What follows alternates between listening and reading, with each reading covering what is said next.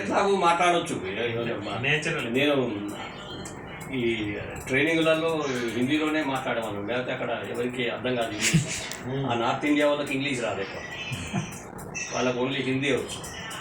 మనమే బెటర్, మనకు local language వచ్చు, ఇంగ్లీష్ కొంచెం కొంచెం, మనకి హిందీ వచ్చు కొంత, కొంచెం ఇంగ్లీష్ బాగా వచ్చు.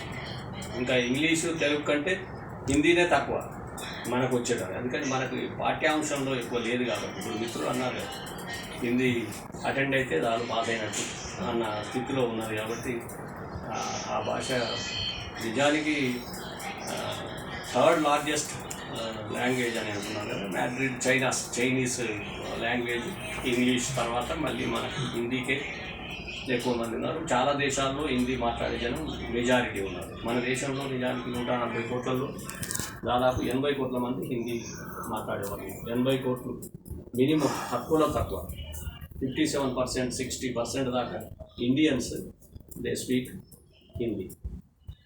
ఒకవేళ హిందీ మాట్లాడగలిగే వాళ్ళల్లో మనం కూడా వస్తే రావచ్చు.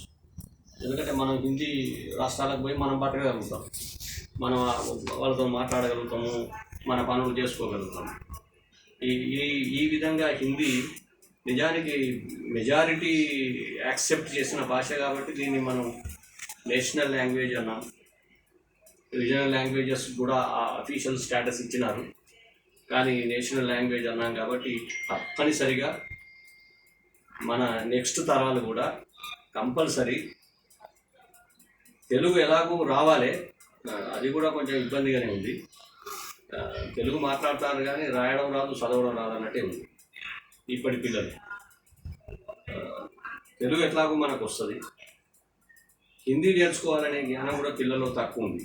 కొంత హిందీ మనం నేర్చుకోవాలనే తపన తక్కువ ఉంది. ఇంగ్లీష్ ఏమన్నంటే ఇంగ్లీష్ మీడియం, ఎంతమందికి ఇంగ్లీష్ బాగా వచ్చో మనకు తెలియదు. కానీ ఈ ఉప్పెనలో పోతున్నాం. కానీ మనం కంపల్సరీ త్రిభాషా సూత్రం లాగా local language, national language, international language, ఈ మూడైతే కంపల్సరీ రావాలి ఎవరికైనా, మన వాళ్ళకి ఎవరికైనా ఉంటారు.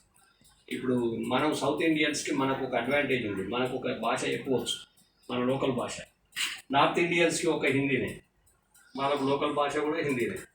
వాళ్ళకు హిందీ ఇంగ్లీష్ వస్తే సరిపోతుంది. కానీ మనకి హిందీ ఇంగ్లీష్తో పాటు మనకు తెలుగు కూడా వచ్చు, లేదా తమిళ్ కూడా వచ్చు, మలయాళీ కూడా వచ్చు. ఈ అడ్వాంటేజ్ సౌత్ ఇండియాకు. నిజానికి కళ్ళు లేకపోతే ఒకటే ఒక కలర్ కనిపిస్తుంది. ఏం కలర్ కనిపిస్తుంది? ఓన్లీ డార్క్, చీకటి మాత్రమే కనిపిస్తుంది. కళ్ళు లేకపోతే చీకటి మాత్రమే కనిపిస్తుంది, డార్క్నెస్ మాత్రమే. భాష లేకపోతే ఏమవుతుంది అసలు? ఇది మనం ఊహించాలి. భాషే లేదు అనుకుంటే ఇప్పుడు మామూలు యానిమల్స్ కూడా ఏదో వాటి కమ్యూనికేషన్ ఉంటుంది, వాటి లాంగ్వేజ్లో వాటి కమ్యూనికేషన్ ఉంటుంది. అసలు మనకి భాష అంటూ ఏది లేకపోతే మనం ఎట్లా ఉండేవాళ్ళమో ఊహిస్తేనే చాలా ఎంబరాసింగ్గా ఉన్నది. అందుకని భాష అనేది చాలా అద్భుతమైన ఒక మీడియం.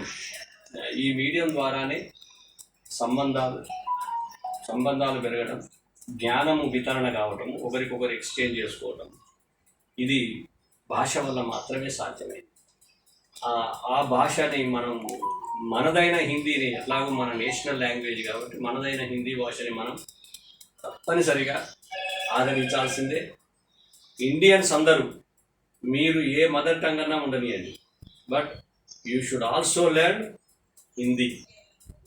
కంపల్సరీ హిందీ కంపల్సరీ చేయాలి.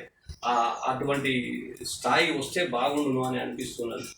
మరి ఇప్పుడున్న యూత్లో ఎక్కువ మంది ఇంటర్మీడియట్ను డిగ్రీకి వస్తే సెకండ్ లాంగ్వేజ్ తెలుగు తీసుకుంటలేరు, హిందీ తీసుకుంటలేరు, ఓన్లీ సాంస్క్రిట్ తీసుకుంటారు.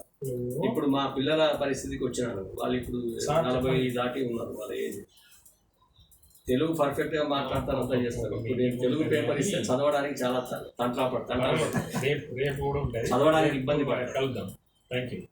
దట్ ఈస్ రాయడానికి ఇబ్బంది పడతారు. ఇంగ్లీష్ పర్ఫెక్ట్గా రాస్తారేమో కానీ తెలుగు రాయడానికి ఇబ్బంది పడతారు. ఇది మన ఇంట్లోనే కాదు, అందరి ఇళ్ళల్లో ఇప్పుడు జరుగుతున్న పిల్లల్లో అందరిలో కూడా ఇది ఒక వ్యాధిలాగా వ్యాపించింది.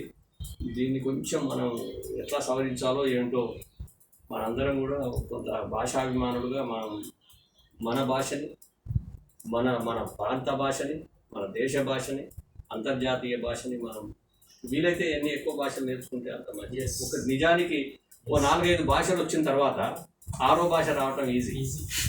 5 భాషలు వచ్చిన వాళ్ళకు 6వ భాష ఈజీగా వస్తుంది, ఎందుకంటే 5 భాషల్లో ఉండే పదాలే 6వ భాషలో కూడా ఎక్కువ ఉంటాయి. ఇప్పుడు మనకి కన్నడ వాళ్ళు మాట్లాడితే కొంత కలుస్తుంది, కన్నడ వాళ్ళు కలుస్తుంది. అందుకని మనకు కొన్ని ఇప్పుడు బహుభాషా కోవిదులు అంటాం కదా, ఇప్పుడు మనం కూడా బహుభాషా కోవిదులం కావచ్చు. మనకు 3 వచ్చు, ఇప్పుడు ఒక్క 3 నేర్చుకున్నాం, మనం 10 భాషలు కూడా మాట్లాడవచ్చు అన్నట్టు. అప్పుడు వాళ్ళు మాట్లాడితే మనకు అర్థమవుతుంది. అందుకని ఒక మంచి ప్రయత్నాన్ని సార్ చేసినారు. నిజానికి ఇది మన భాషని మనం సన్మానించుకోవాలి, భాషకి మనం విలువనివ్వాలి. అలాంటి ఒక అద్భుతమైన ప్రయత్నాన్ని సార్ చేసినారు. ఈ సందర్భంగా సార్కి ప్రత్యేకంగా మనల్ని కూడా కొట్టినారు. సార్ ఒక కెమికల్ లాగా మనల్ని అందరినీ సీట్లలో గుట్టబెట్టారు, ఎవరు లేస్తలేదు. మీకు ప్రత్యేకంగా కృతజ్ఞతలు చెప్తున్నారు.